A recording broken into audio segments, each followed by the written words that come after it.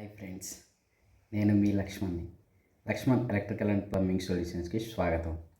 ఇప్పుడు నేను మీ ముందుకి మంచి టాపిక్ అయితే తీసుకొచ్చాను. ట్యాపు ఎడ్జ్లోకి ఇరిగిపోతే దాన్ని ఎలా, ట్యాప్ ఎక్స్టెన్షన్ నిప్పలు ఉంటుందన్నమాట.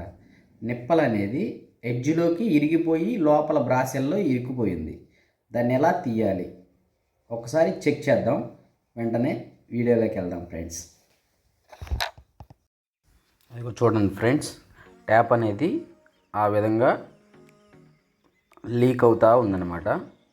దాన్ని ఇప్పుడు చేంజ్ చేయడానికి ట్రై చేస్తే ట్యాప్ అనేది ఇరిగిపోయింది. అది వెనక పక్క వాటర్ ప్యూరిఫైయర్కి సంబంధించిన వాల్ కూడా కనెక్ట్ చేసి ఉందన్నమాట.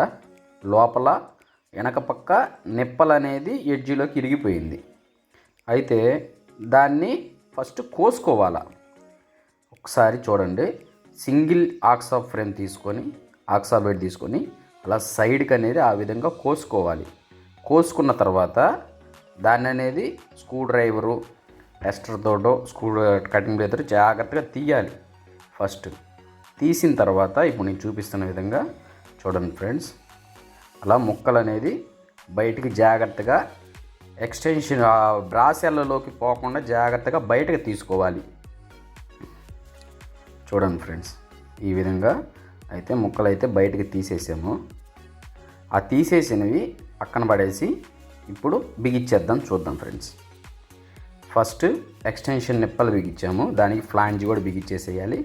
తర్వాత అనేది వాటర్ ప్యూరిఫైయర్ వాల్ కూడా బిగించేసాం ఫ్రెండ్స్. ఇది చాలా జాగ్రత్తగా లీక్ రాకుండా చూసుకోవాలి ఫ్రెండ్స్. తర్వాత వచ్చేసి అది ఆన్, అది ఆఫ్ అన్నమాట. తర్వాత ట్యాప్ కూడా బిగించేద్దాం ఫ్రెండ్స్.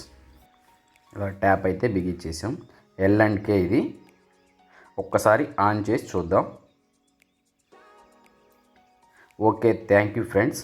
ఇలాంటి మంచి మంచి వీడియోలు మీకు రావాలి అంటే మా ఛానల్ సబ్స్క్రైబ్ చేసుకోండి. వీడియో నచ్చితే లైక్ చేయండి, షేర్ చేయండి, సబ్స్క్రైబ్ చేయండి. Okay, thank you friends.